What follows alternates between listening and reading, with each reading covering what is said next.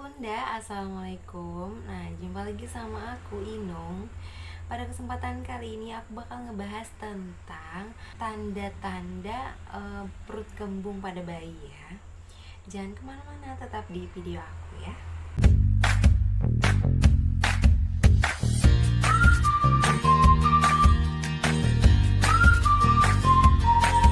Oke Bunda, nah dalam saluran pencernaan itu terdapat gas atau udara gitu ya yang harus dikeluarkan melalui kentut atau buang angin atau melalui sendawa gitu. Nah, jadi perut kembung pada bayi itu bukan suatu hal yang baru, bahkan rata-rata bayi pernah mengalaminya ya. Nah, pada bayi itu mereka itu tidak mudah untuk mengeluarkan kentut atau buang angin itu secara mudah gitu.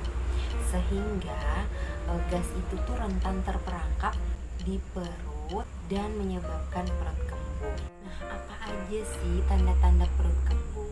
Nah, yang pertama adalah perut akan terasa lebih keras ketika dipegang. Kita juga bisa merasa ya kalau misalnya bayi itu kembung, oh beda banget gitu dengan perutnya yang elastis, maksudnya yang biasa-biasa aja dalam keadaan biasa gitu ya. Kemudian tanda yang kedua adalah ternyata tuh adalah sering mengangkat kedua kakinya ke dada atau menendang. Nah, itu katanya merupakan tanda dari perut kembung. Pernah nggak Bunda ngeliat itu tandanya? Kalau aku sih pernah ya, tapi aku nggak nyangka bahwa itu ternyata tanda perut kembung gitu. Kemudian untuk tanda yang selanjutnya itu adalah sering buang angin atau kentut. Nah, itu udah biasa ya, kita pasti tahu oh ini pasti karena dia itu anginnya banyak gitu di dalam perutnya. Kemudian sering sendawa. Nah, kita yang orang dewasa juga seperti itu ya.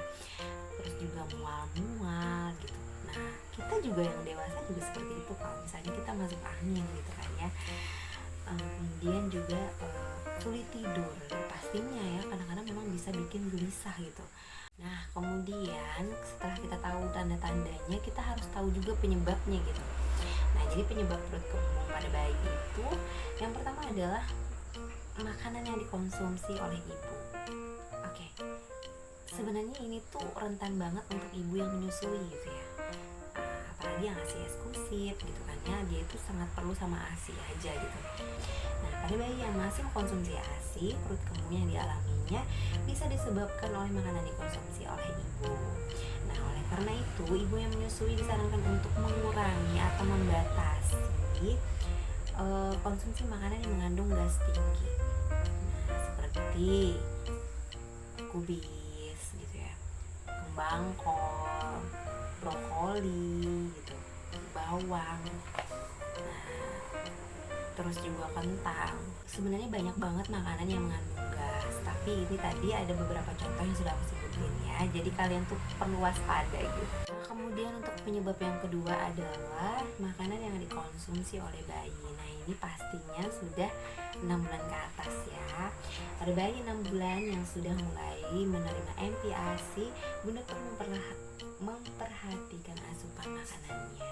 Ya, jadi sayuran itu memang bagus untuk bayi, tetapi tidak semua sayuran bisa dikonsumsi ya.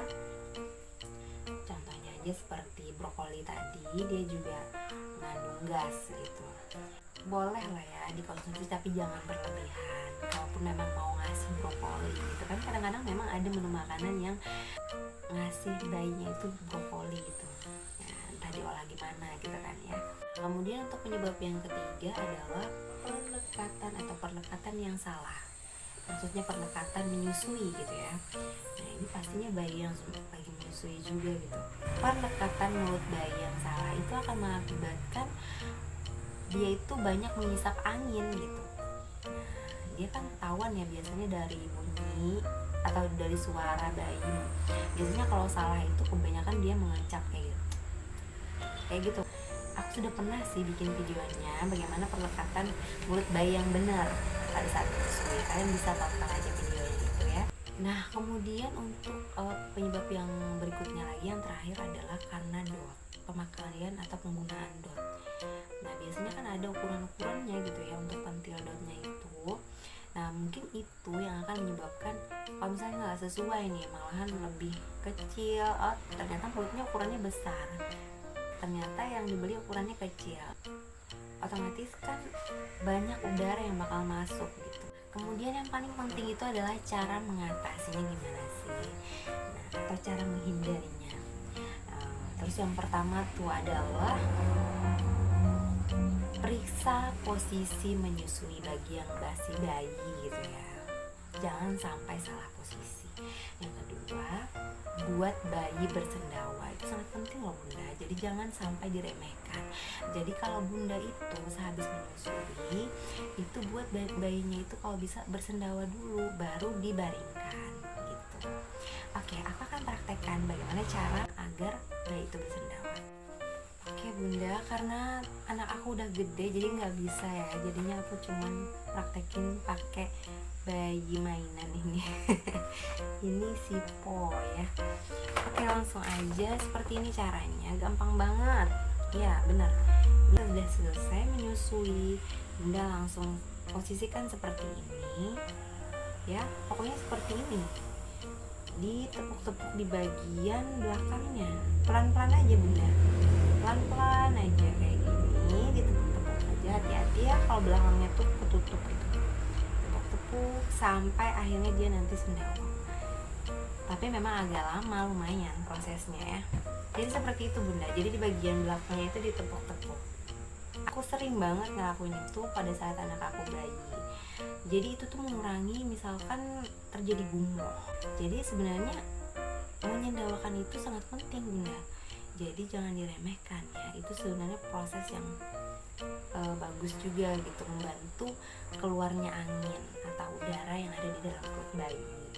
Nah jadi sehingga, atau dia itu juga kalau misalkan habis menyusui itu kan jadi cepat turun gitu ya, cairan yang sudah dikonsumsinya gitu, jadi cepat dia bersendawa. Kayak kita kan kalau udah kenyang, enak banget gitu keluar anginnya gitu. Kemudian yang ketiga adalah memijat perut bayi.